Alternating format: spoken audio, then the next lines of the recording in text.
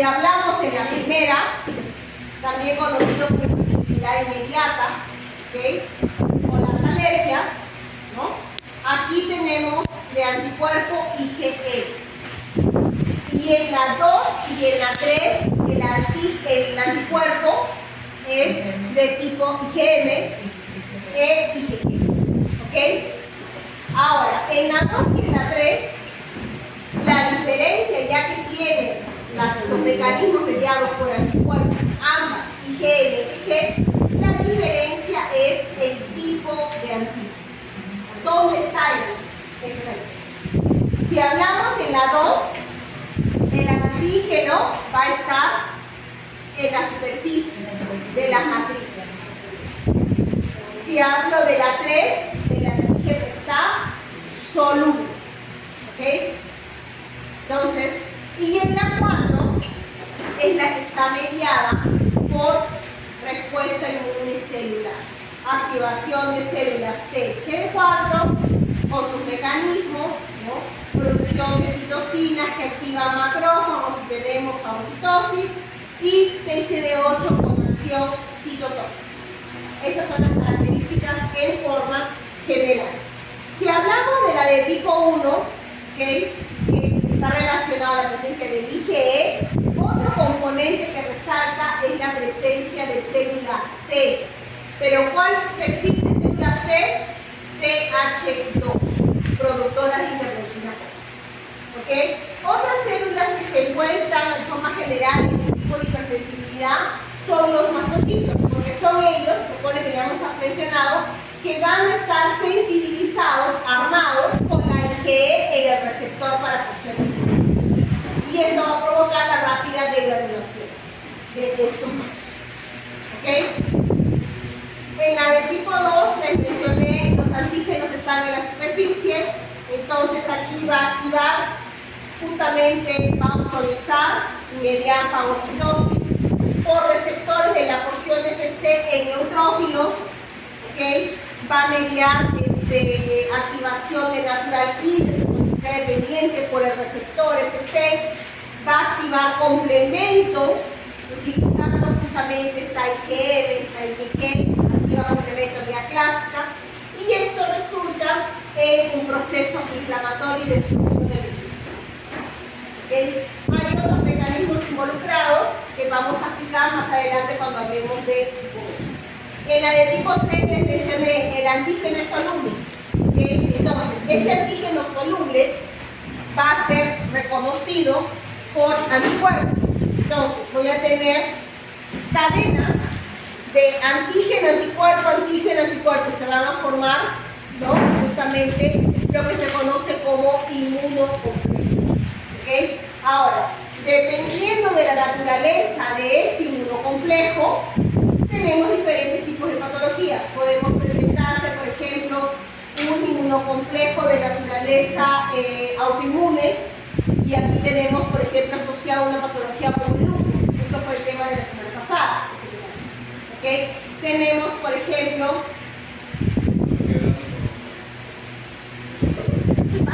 si tenemos un inmunocomplejo, por ejemplo, también puede ser originado por una infección persistente, por ejemplo, infecciones de tipo microbiológicas por estafilococos, una endocarditis infecciosa estafilocócica, podemos tener una infección de hepatitis B crónica. Entonces, como tenemos una cronicidad, tenemos una carga de microorganismos, obviamente tenemos algo extraño, el sistema inmunológico productor de anticuerpos va a producir anticuerpos que reconocen los extraños.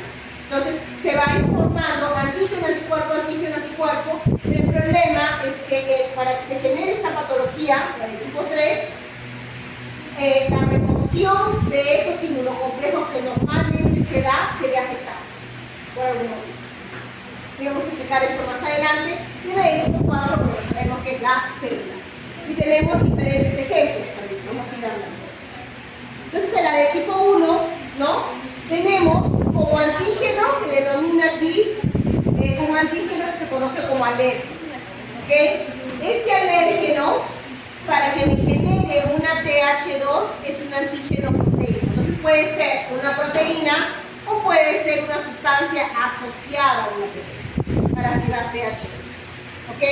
Entonces, puede ser por un medicamento. Normalmente todo esto es inocuo, pero para algunas personas genera una afectación. ¿Cómo funciona? En mi primer encuentro con el antígeno, ¿ok?, se va a activar el sistema inmune. Entonces yo tengo la célula B activada por el alérgeno, tengo una creación de célula TH2 en el primer encuentro de la primaria, ¿okay?, que produce interleucina 4, produce interleucina 3, se le va a indicar a la célula B que produzca IgE, y esta IgE va a terminar anclándose al receptor de porción FC en los mastocitos. Y aquí terminó mi primer encuentro con el alérgeno. ¿Okay? En el primer encuentro no hay una respuesta alérgica. El problema es el encuentro repetido que tengo con el mismo alérgeno. ¿Okay? Entonces, yo tengo en mi primer encuentro, se generan mastocitos que se van a quedar armados con la IgE en la superficie de su receptor, pero en reposo. El problema es cuando de nuevo me encuentro con el mismo alérgeno. Al encontrarme con el mismo alérgeno, una exposición repetida, se genera una reacción cruzada. Entonces, todas las IgE que tienen su receptor de reconocimiento específico para el alérgeno se van a activar. Y esto que provoca rápidamente la degranulación del mastocito. ¿Qué tiene el mastocito en sus gránulos preformados? Y hemos mencionado histaminas, ¿ok? También tiene proteasas, y todo esto va a provocar vasodilatación y también alteración a nivel del tejido muscular, ¿ok? Y las citocinas que van a ser producidas como respuesta, que va a mediar inflamación. ¿Qué más tengo en esta primera reacción? ¿No? Justamente aquí lo pueden ver al mastocito armado. Aquí en estado de reposo y aquí ya activado. Aquí por inmunofluorescencia, la marcación de los gránulos, ¿no?, rojito, y aquí como está activado liberó todo su contenido. Y aquí lo tengo por micrografía electrónica. ¿Okay? Entonces, la reacción cruzada al contacto repetido con el alérgeno provoca justamente esta degranulación. ¿Qué se observa como mecanismos internos en el mastocito? Los gránulos preformados, aminas vasoactivas, vasodilatación, contracción muscular del tejido.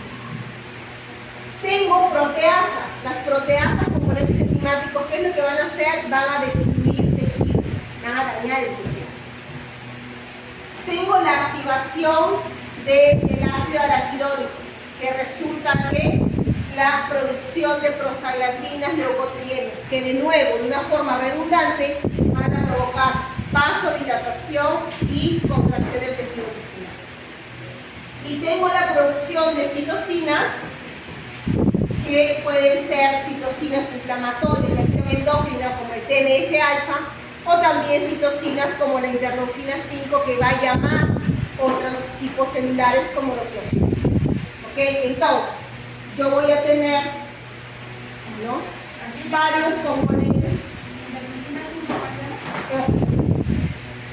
Entonces, yo tengo aquí mediadores lipídicos, tengo citocinas, mediadores preformados en vesículas. ¿Qué es lo que van a organizar? Respuesta leucocitaria, activación de fibroblastos, cascada de coagulación, respuesta microvascular, ¿okay?, que resulta de permeabilidad vascular, edema, ¿ok?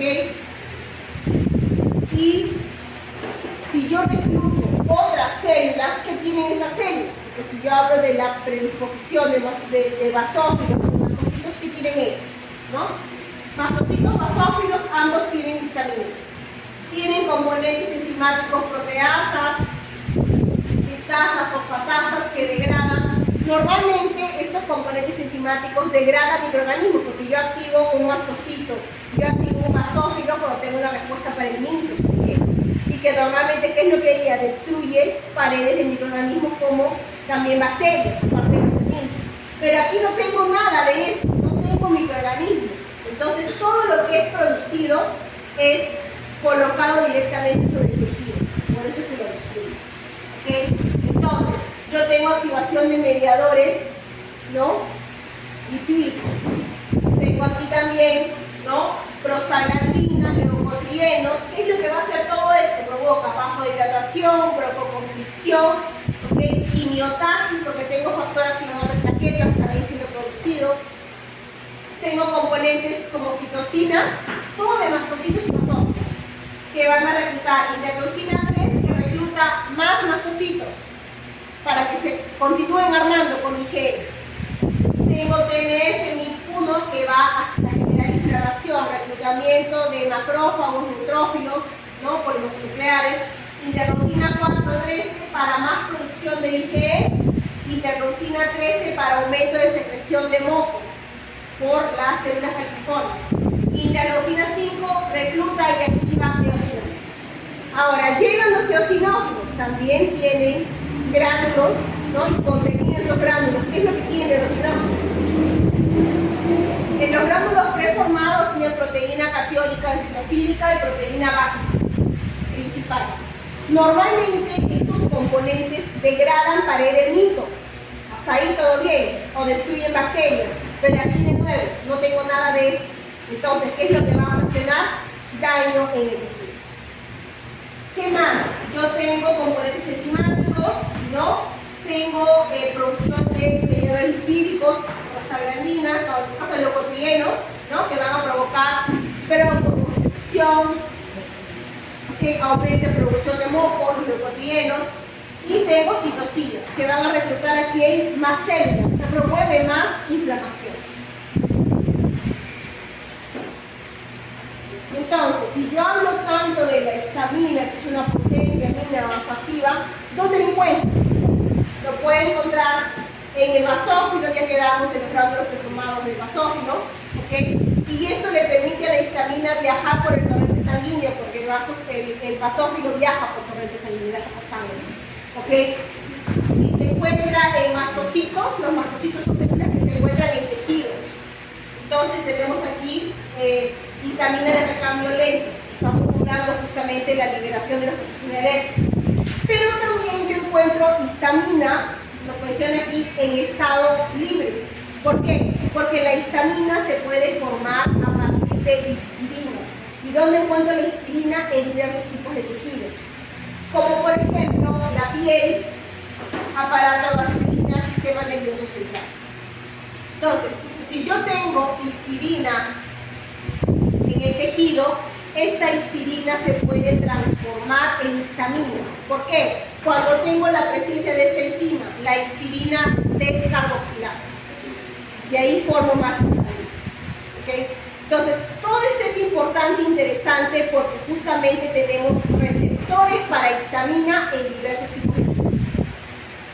¿Okay? Entonces, por eso es que se sabe hoy en día que la histamina está involucrada en varios tipos de procesos.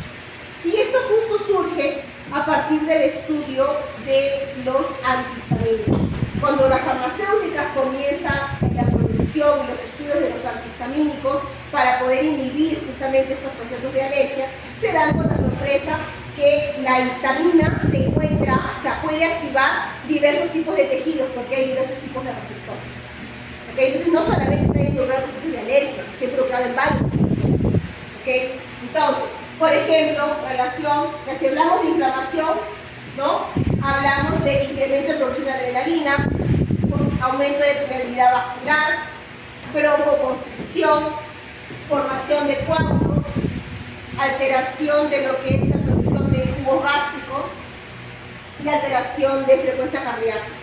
¿Okay? Entonces, sabemos que está involucrado, dependiendo del receptor, en diversos tipos de mecanismos, que puede ser de tipo inflamatorio, pero también puede ser de tipo regulatorio, dependiendo del proceso de inflamación y dónde está. Entonces, aquí justamente vemos la gran variedad de receptores para histamina que hay, 4 tipos. ¿Okay? Algunos tienen una baja afinidad, pero otros tienen una mayor afinidad. El tipo H1, receptor H1, se encuentra justamente mediado procesos de alergias inflamatorias. Y aquí tenemos alteración de permeabilidad vascular, que va a mediar extravasación, edema, adhesión de moléculas, procesos inflamatorios. El de tipo 2, en este caso, ¿dónde se encuentra? Por ejemplo, se encuentra localizado en el músculo liso, en el endotelio, en la médula de las glándulas suprarrenales, en el corazón y sistema nervioso central. ¿Okay? Si hablamos de tipo 2, el tipo 2 está relacionado a regulación de los jugos gástricos. ¿Okay? Y esto yo lo veo de tipo 2. De tipo 3 está relacionado a neurotransmisión. Se encuentra en el sistema nervioso central. De tipo 4 en mecanismos de quimiotaxia. Aquí vemos algunas características, ¿no?, de la patología. Si hablamos de un cuadro de rinitis alérgica, ¿no?, ¿qué observamos? Incremento de producción de moco, proceso inflamatorio, formación de edema, ¿no? Si hablamos de alergias a algunos alimentos, en este caso, incremento de peristaltismo, porque recuerden que se genera el aumento de prostaglandinas, no, de leucotrieno, disculpen. Entonces, si aquí genera aumento de contracción del tejido muscular. ¿Okay? Entonces, ¿qué más tenemos? Cuadros de asma. Aquí tenemos hiperrespuesta a nivel de los bronquios, porque precisamente a nivel de los bronquios hay receptores, ¿no?, que se presentan. Entonces, tenemos hiperrespuesta que causa contracción del tejido muscular, mecanismos de inflamación, ¿no?, y daño en el tejido en una fase más tardía, cuando tenemos esos cuadros de alergia atópicos prolongados, ¿no? Hay destrucción de mucosa. Y en los cuadros de anafilaxis, que son los cuadros más severos, ¿no?, aquí puede ser frente a medicamentos, alimentos o también inclusive las picaduras de las abejas, ¿no?, justamente lo que y esto que ocasiona, puede presentarse un shock anafiláctico, esa alteración en los cambios de la presión sanguínea que causa una vasodilatación o obstrucción en las vías aéreas como resultado de la formación de edema. Justamente, si hablamos de los antihistamínicos, importante resaltar que son medidas paliativas, no son parte de no es la cura para el problema. Son medidas paliativas. ¿Por qué? Porque obstruyen los receptores frente a los cuales la histamina se va a adherir, provocando la alteración. ¿Okay? Es por eso básicamente. Entonces bloquea la respuesta fisiológica de la histamina porque bloquea el sitio de unión de ella, ¿no? Entonces tenemos tres tipos. La diferencia es que la primera generación de los antihistamínicos atraviesa barrera hematoencefálica y tiene un efecto de sedación, ¿no?, a diferencia de los otros que no atraviesan esta barrera. Aquí tenemos algunos sí. ¿Qué barrera dijo? Hematoencefálica. Sí, ajá. Y llega justamente al sistema nervioso central y ahí se encuentra con los receptores y genera efecto sedación, ¿no?, sueño, porque está relacionado justamente a la alteración del ciclo vigilia-sueño.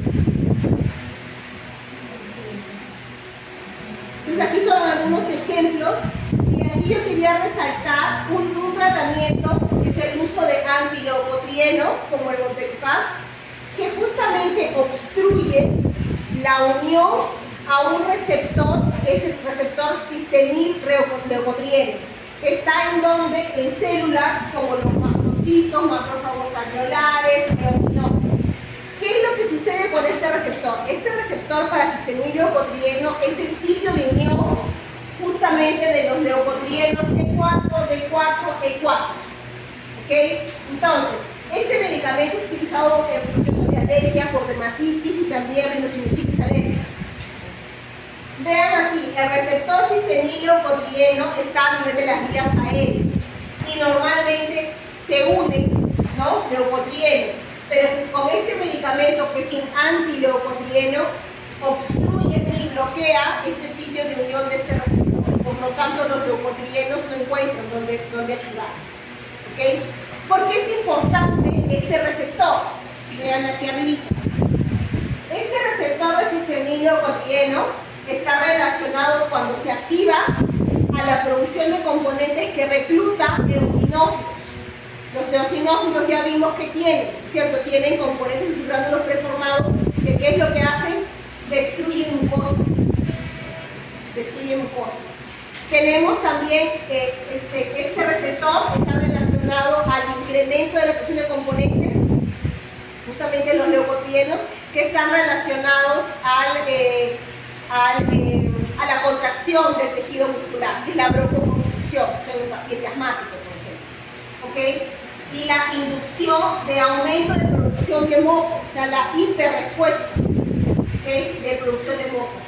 Y esto resulta en formación de edema, obstrucción de vasos sanguíneos, ¿no?, proliferación y contracción de células del epitelio, los fibroblastos, ¿okay?, y todo esto se exacerba en una respuesta alérgica. Pero si yo tengo un medicamento de estos que bloquea esto de aquí, todo esto se ve disminuido. Entonces, normalmente cuando hablamos de los procesos de alergia, los tratamientos, ¿es cierto?, así como de las enfermedades autoinmunes, y lo mencionaron un poco la semana pasada, es los corticoides, ¿no?, el efecto de un corticoide. Y aquí tenemos la prednisona, prednisolona, que justamente la mencionaron repetidamente en los seminarios pasados.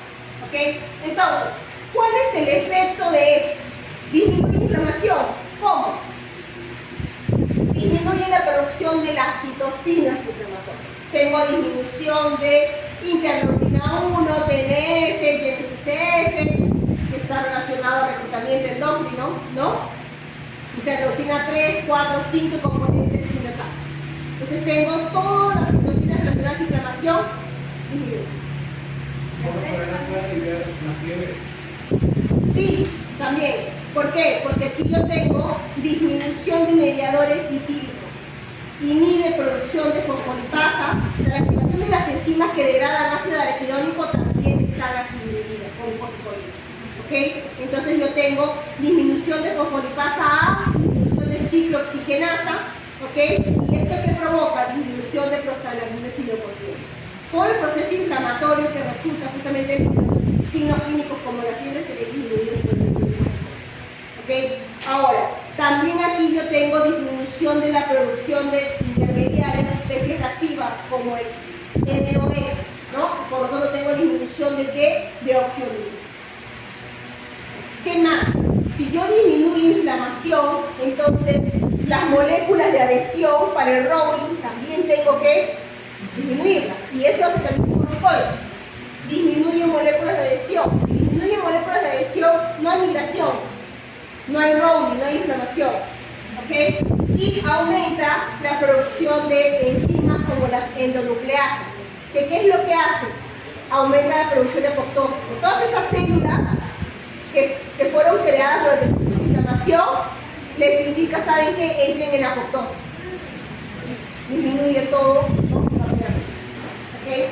Entonces, tienen acción rápida, intermediaria, prolongada, dependiendo. Actúan sobre los receptores para glucocorticoides, ¿okay?, y los mecanismos que se observan son justamente disminución de moléculas de adhesión, uno de ellos, que resulta en la disminución de la migración.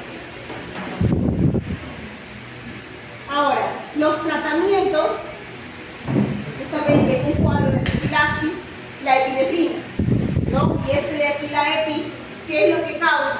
Contracción del tejido muscular. Tenemos incremento del ritmo cardíaco, inhibe la degranulación de mastocitos. Tenemos aquí, en el caso de un asma, ¿no?, tenemos corticoides, ¿no?, y ya vimos el efecto de ocasión, ¿no?, reduce inflamación por todos los lados. ¿Okay?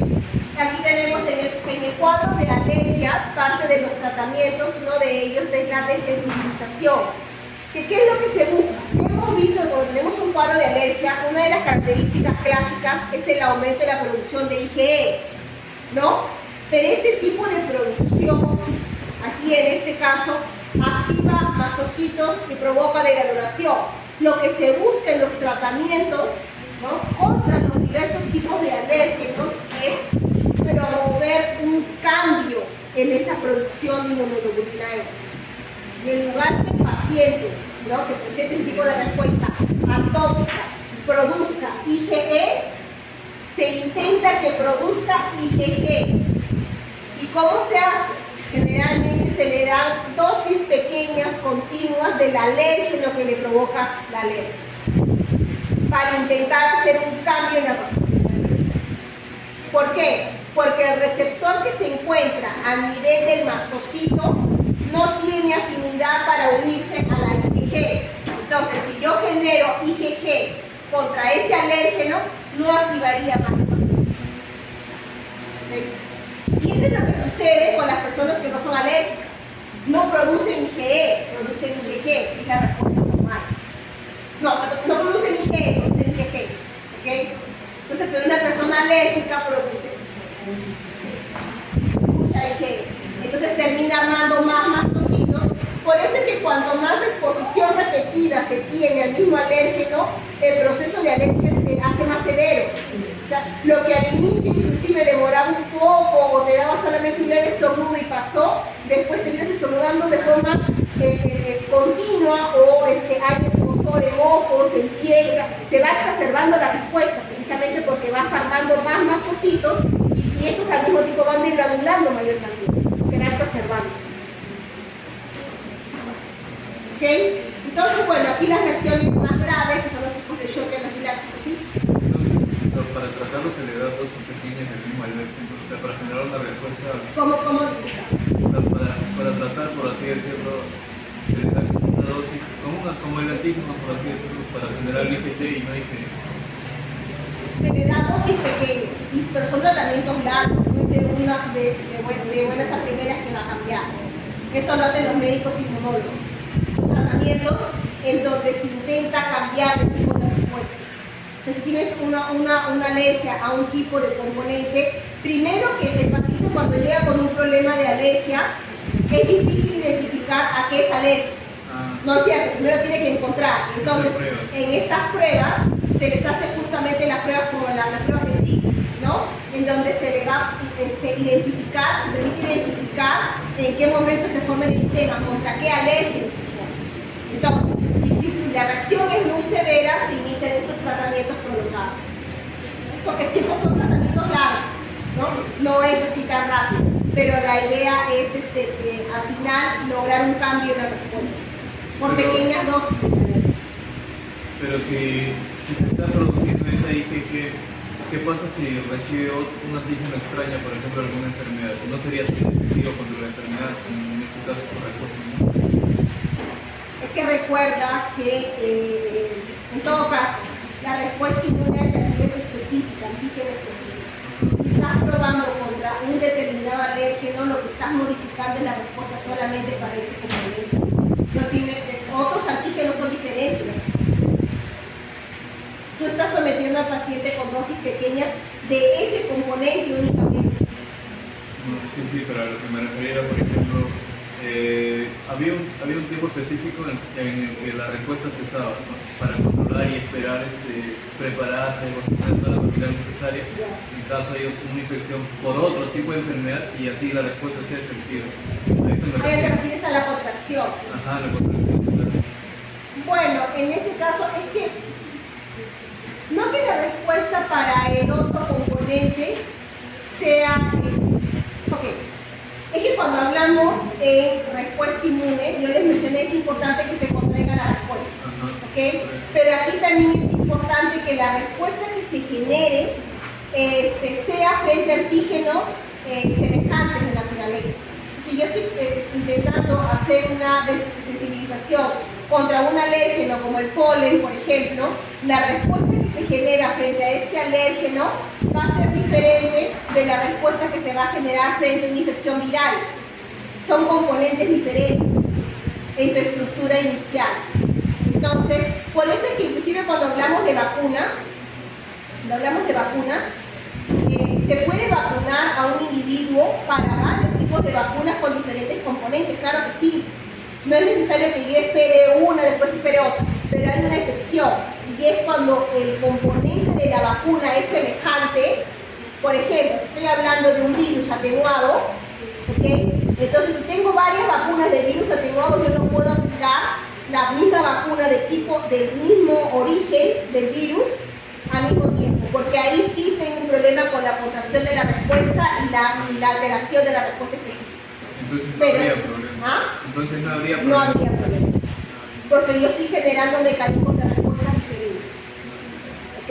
Sí, es que yo, o sea, lo entendí mal porque pensé que como estoy tratándolo, podía haber, no, o sea, no había una posible contracción, entonces si me infecto, por ejemplo, no sé, con algún virus, qué sé yo, no podría combatir al virus efectivamente. No, aquí depende de la naturaleza del componente. ¿Okay?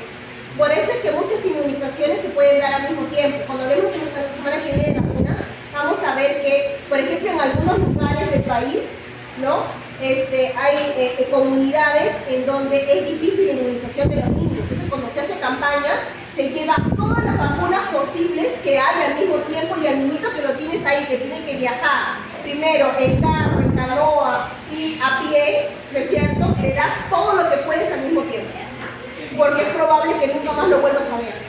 Esa es la realidad. Eso es bien importante. Inclusive todo esto está detallado, dicho sea de paso, en nuestro protocolo, ¿no? en nuestras leyes, en el sistema de vacunación. En la próxima semana vamos a ver más a detalle. Pero es bien curioso, ¿no? Cómo realmente eso es cierto, porque muchas personas dicen, no puedes inmunizar con varias vacunas porque vas a sobrecargar el sistema inmunológico, lo saturas y aquí vas a provocar enfermedades. Mentira, eso es una leyenda. ¿Okay? Entonces, pero sí hay restricciones, como les mencioné. Si estoy hablando de una vacuna que tiene el mismo componente inicial, ahí sí tengo que ver un tiempo de respuesta entre uno y otro. Generalmente son 4 semanas, ¿no? Pero fuera de eso, si yo tengo una vacuna de un virus muerto, ¿no? O sea, que el virus nunca está vivo, pero de un virus muerto, de un virus atenuado, ¿no? O de una bacteria viva y un fragmento, son vacunas diferentes. Entonces, aquí los pueden utilizar al mismo tiempo. ¿Okay? Bien, entonces, aquí los diversos tipos de hipersensibilidad, los grados, ¿no? Y aquí yo veo justamente de tipo 2 y de tipo 3. Y de nuevo, mecanismos que van a diferenciar es, en el caso de tipo 2 y de tipo 3, ¿dónde está el antígeno? Una vez pregunta, ¿dónde está el antígeno? Aquí está en la matriz extracelular y aquí está soluble. ¿Ok? Vamos a ver ahorita. Soluble. Está circulando. Entonces, hipersensibilidad de tipo 2. Me avisan, por favor, en la hora que es. Pues casi 4:20, pero casi 4:20. Pero son 3 grupos, ¿no? Sí. Pero quiero por lo menos terminar todo esto para ver. Bien, entonces, ¿qué es lo que sucede aquí? Yo tengo en la de tipo 2, ya mencionamos, el antígeno ¿dónde está? En la superficie, ¿no? Entonces, tengo un antígeno justamente en la superficie de mi matriz. ¿Cuáles son los mecanismos que están involucrados? Va a activar, ¿no? Opsoniza y promueve fagocitosis. ¿Ok? O también aquí por el receptor FC, ¿no? O activa complemento. Y si activa complemento, recuerden, cuando libera fragmentos de complemento por la vía clásica, estás también promoviendo inflamación porque generas componentes quimiotácticos. ¿Ok? Entonces, justamente todo esto va a provocar de nuevo reclutamiento y activación de más neutrófilos, macrófagos que de nuevo van a fagocitar, ¿no? Son algunos mecanismos. Otro mecanismo, aquí también, ¿no? La ozonización y fagocitosis directa. Tengo una célula, ¿no? Que lamentablemente, por ejemplo, su antígeno proteico, vamos a suponer, una de las enfermedades comunes en la de tipo 2 es la anemia hemolítica, ¿ok? Autoinmune, que implica que se generan anticuerpos contra los componentes antigénicos de nuestros eritrocitos, es decir, el factor RH, ¿ok? Entonces, ¿qué es lo que sucede? Si se generan anticuerpos contra el factor RH en las hemácias, esto va a promover fagocitosis de hemácia. Y tengo este mecanismo mediado por fagocitosis, ¿ok? Porque este anticuerpo fue obsolizante de una manera equivocada. Otro mecanismo que está relacionado en la hipersensibilidad de tipo 2 es una respuesta fisiológica anormal de los anticuerpos. Aquí tenemos 2 enfermedades típicas. Una de ellas es la que se conoce como la miastenia gravis y la otra es el hipertiroidismo. ¿Ok? Entonces, ¿cómo funciona esto? Si yo hablo de justamente el hipertiroidismo, el receptor de la célula tiroidea ¿ok? Se va a generar un anticuerpo contra este receptor. Lamentablemente, este anticuerpo se va a unir al receptor de la célula y va a tener una acción agonista, que significa que lo va a estimular. Pero lo estimula en la ausencia de la hormona. Entonces, por eso es que hay una alteración fisiológica en la hormona. Y aquí yo tengo una hiperproducción de hormona de la tiroides y tengo la patología que es justamente el hipertiroidismo o la enfermedad de Graves. Esa es una, porque aquí tiene acción agonista, estimula. Otra acción fisiológica es el bloqueo del receptor. En el caso justamente de lo que se denomina como la miastenia gravis, que está relacionado a la parálisis, aquí tenemos el receptor de acetilcolina, ¿no? en las células musculares. Entonces, se produce anticuerpos anti-receptor de acetilcolina. El problema es que este anticuerpo que se produce se va a unir al receptor. Y al unirse al receptor, bloquea el sitio de unión del neurotransmisor que es la acetilcolina. Entonces, cuando la acetilcolina se libera, no puede unirse al receptor porque este está bloqueado por el anticuerpo que fue generado.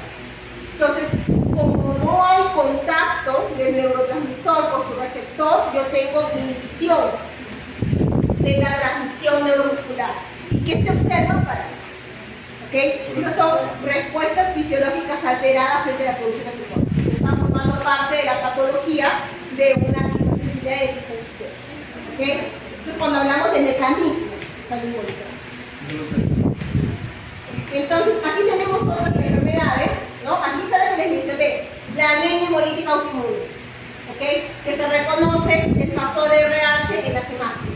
¿Qué ocasiona? Opsonicemáceas son fagocitadas y tengo como cuadro hemólisis y anemia en el paciente, ¿no? Porque disminuye el conteo de masa.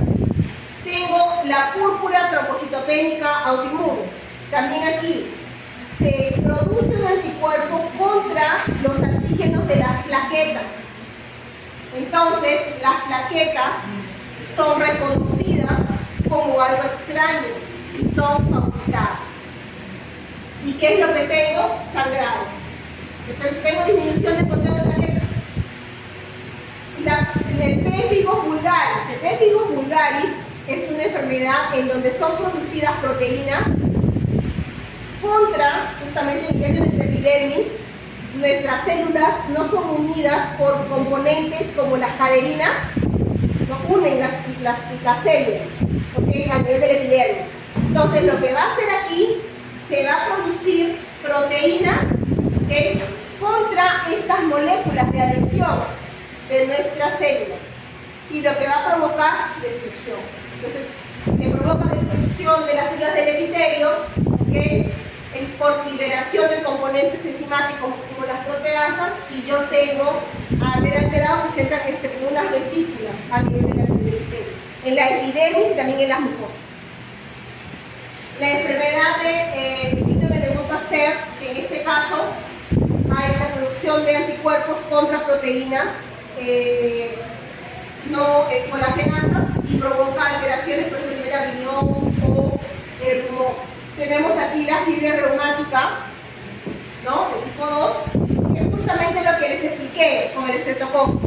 Se tiene una infección por bacteria, un cuadro de faringitis, por ejemplo, entonces por esta bacteria Streptococcus pyogenes, y se producen anticuerpos contra el estreptococo. Hasta ahí todo bien, ¿no? Controlé la infección, mi sistema inmune respondió, ¿ok? El problema es el hecho de que el estreptococo tiene esta proteína M, que tiene una semejanza con la estructura de nuestros antígenos propios, de cardiomiócitos, de articulaciones.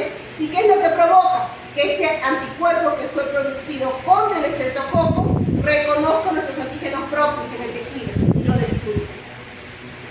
Tenemos aquí lo que les expliqué, la miastenia gravis, la enfermedad de Graves, ¿no? La parálisis y la hipertiroidismo. Y aquí el ejemplo de pemphigus vulgaris. Vean aquí cómo hay destrucción, ¿no? De las uniones en el endotelio. Aquí es la púrpura trombocitopénica autoinmune que destruye plaquetas, y esta es la fiebre reumática, a nivel de, ¿no? Articulaciones, fibroblastos. La hipersensibilidad de tipo 3, ¿dónde está el antígeno? Soluble, ¿ok? Y aquí la característica es que se forman inmunocomplejos. Entonces, yo tengo justamente una de ellas, es la enfermedad del suero, ¿no? Que se genera una respuesta frente a antígenos y esta va formando los inmunocomplejos. Estos inmunocomplejos, ¿no? Estos inmunocomplejos, que es antígeno-anticuerpo, ¿okay? Se va a unir también fragmentos de complemento. Yo les mencioné que a nivel de la porción FC,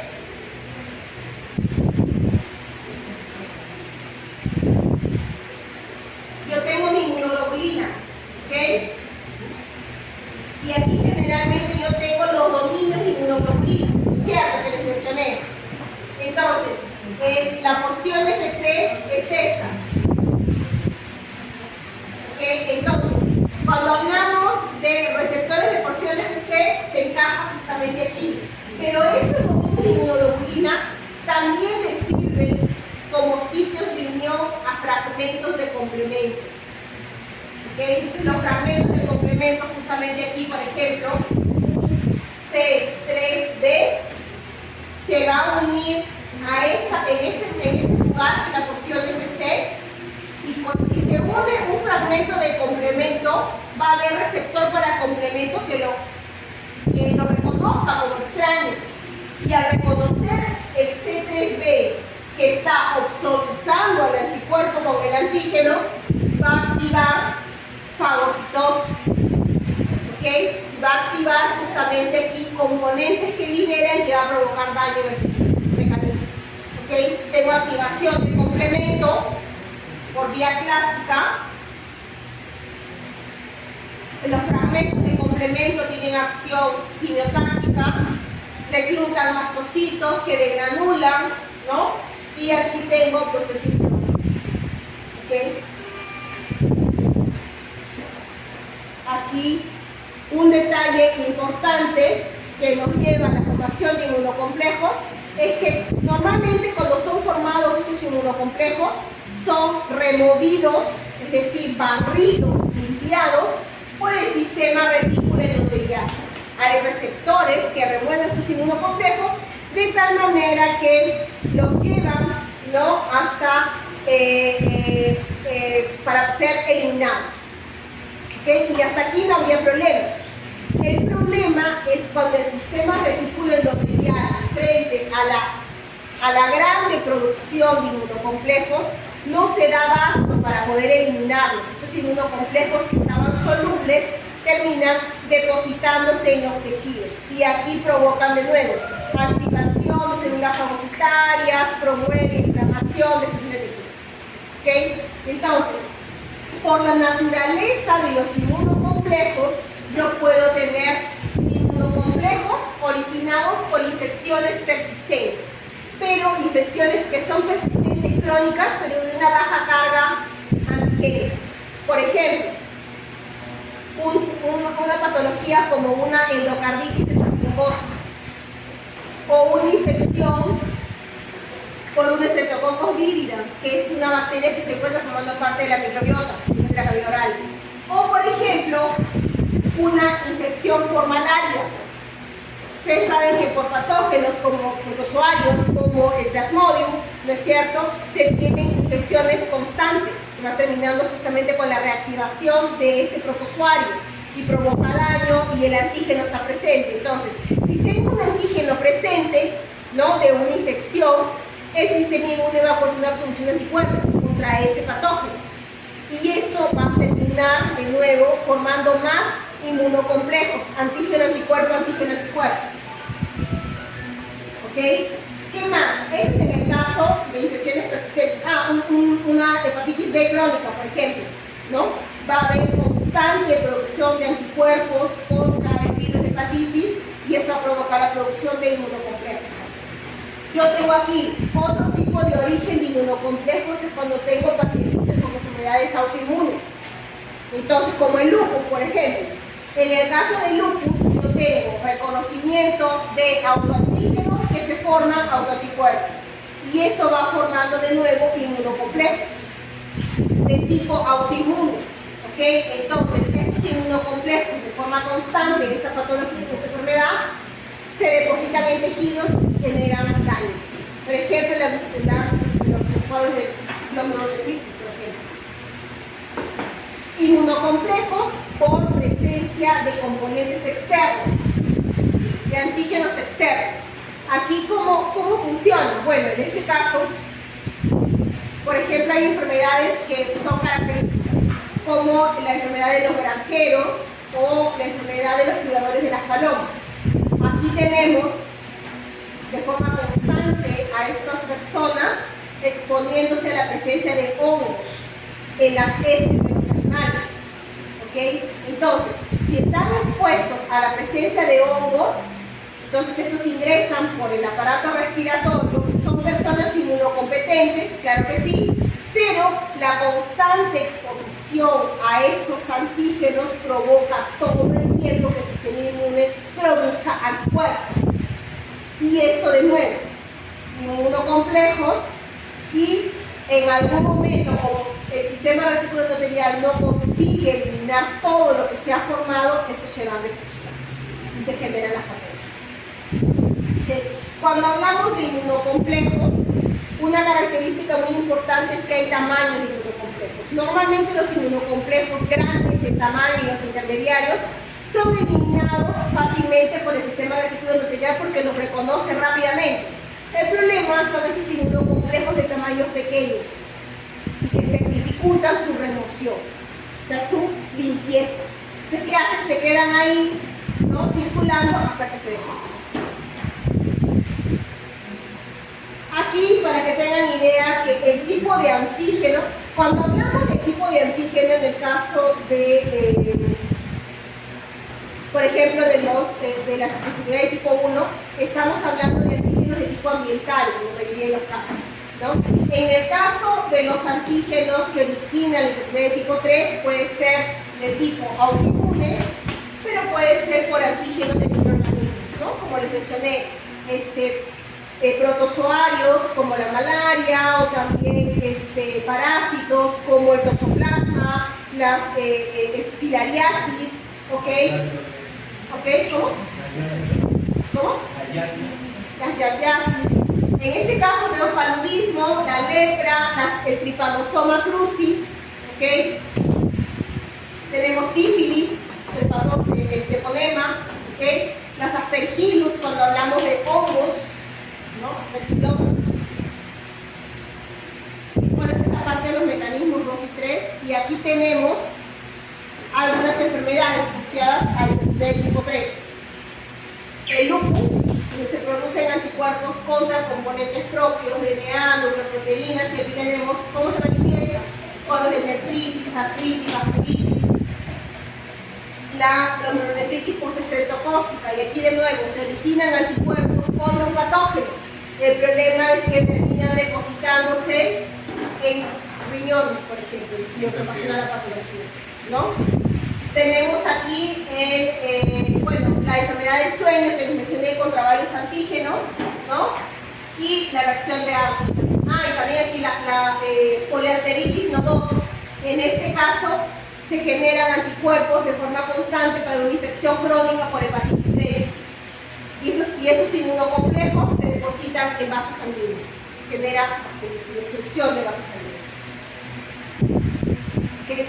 La de tipo 4, ya tenemos activación de células T, CD4, CD8, por sus mecanismos respectivos. Si hablo de CD4, ¿es cierto?, produciendo citocinas, activando CD8, mecanismos de activación de células fagocíticas, producción de especies reactivas de oxígeno y provocando daño en el tejido. Y si hablamos de CD8 directas, es citotoxicidad, ¿no?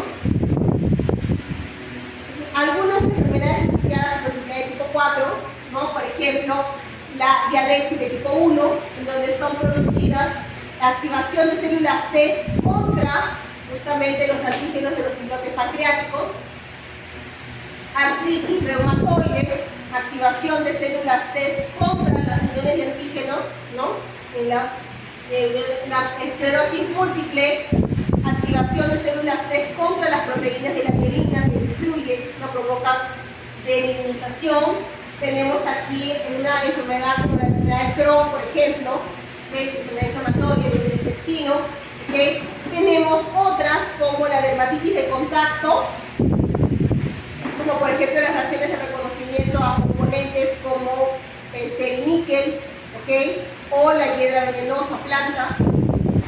Y tenemos de tipos de infecciones crónicas, como por ejemplo la infección frente a Mycobacterium, que genera formación de granulomas, ¿okay? O infecciones hepáticas que provocan infecciones en las TCD8, que destruyen hepatocitos.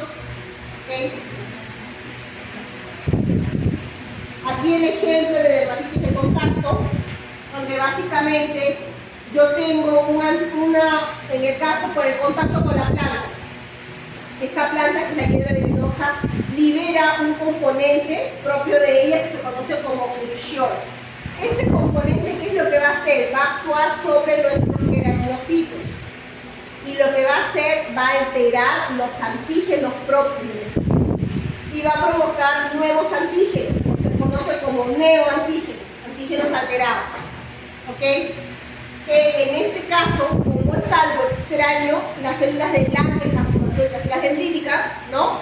Van a captar esos antígenos y se van a activar. ¿Y qué van a hacer? Presentación de antígenos. ¿A quién? A células T. Entonces, va a haber la migración, ¿no? Hacia los linfonodos, presentación de antígenos, recopilación de células efectoras, T efectoras, y también activación de células TCD8 citotóxicas. Si yo tengo, en todo caso, en el caso, por ejemplo, del contacto con metal, como el níquel, un primer contacto, ¿ok? Que me genera esta respuesta de células T, CD4, CD8, una de las características que se tiene en el epitelio, en el epidermis, es que tenemos presencia de células T in situ en el tejido. Y estas células T, principalmente que están en el tejido, son de tipo CD8 de memoria. Entonces, si hablamos de CD8 de memoria en la piel, están listas para entrar en contacto de nuevo con el antígeno que reconoce. Por eso es que si tenemos un segundo contacto, rápidamente se elimina, ¿no? Dermatitis de contacto es parecido a un cuadro de alergia. ¿Eso va a ser algo? ¿Ah? ¿Eso va a ser algo? Por la activación de las células TCD8 de memoria que están allí. ¿Y qué es lo que van a hacer? Destruyen epitelio. Yo tengo aquí otro tipo de patología, la formación de granulomas. Y esto es básicamente cuando tengo una infección inicial por un patógeno.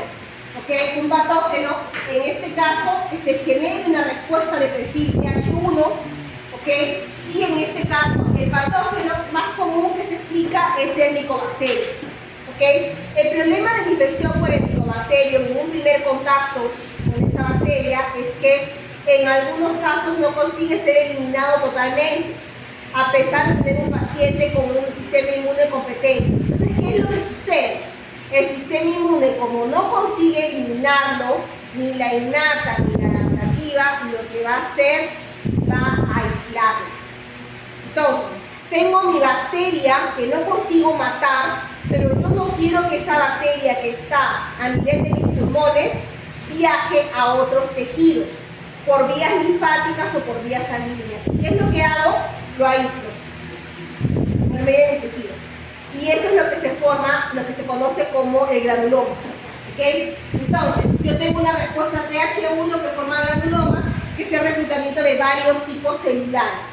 ¿Okay? ¿Cómo se evalúa esto? Se evalúa generalmente cuando hablo de Mycobacterium por la prueba que es la tuberculina, el PPD. El PPD, tuberculino, prueba de Mantoux. ¿Okay? Que se le da, o sea, si el paciente se supone que ha tenido un primer contacto con este microorganismo.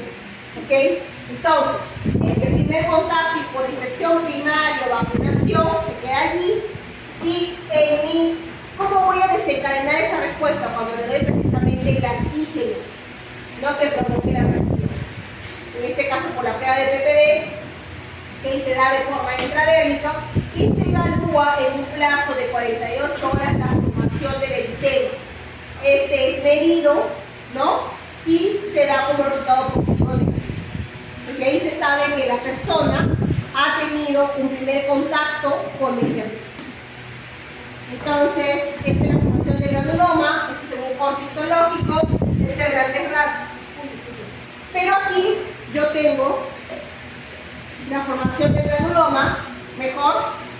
Como no lo puedo matar al bacilo, como les mencioné, se aísla. Entonces aquí tengo todos los bacilos de Koch, ¿no? El Mycobacterium, aislado en el medio junto con tejido necrótico. Macrófagos alveolares muertos que no consiguieron eliminar, son reclutados células epiteliales, células epiteloides, dendríticas, natural killer, células neutrófilos, células T, células B, fibroblastos. ¿Y qué es lo que hago? Formo el granuloma y lo sello. Y aquí este granuloma está sellado, está inactivo la bacteria. Entonces, si está sellado y yo no tengo carga de bacterias circulante, yo estoy hablando de una tuberculosis de tipo latente, o sea que está durmiendo. ¿Okay? Entonces, en este estado, el granuloma no es contagioso, porque la bacteria está aislada. El problema es que hay un factor de riesgo. Si, por ejemplo, este pacientito que tiene este granuloma y que tiene una TB latente, lamentablemente se infecta con VIH o desarrolla un tipo de cáncer y requiere hacerse el quimio, su sistema inmune cae totalmente. ¿Y qué provoca esto? La liberación de la bacteria que estaba aislada, ¿no? Poco a poco se va liberando y tengo una tuberculosis activa. ¿Okay?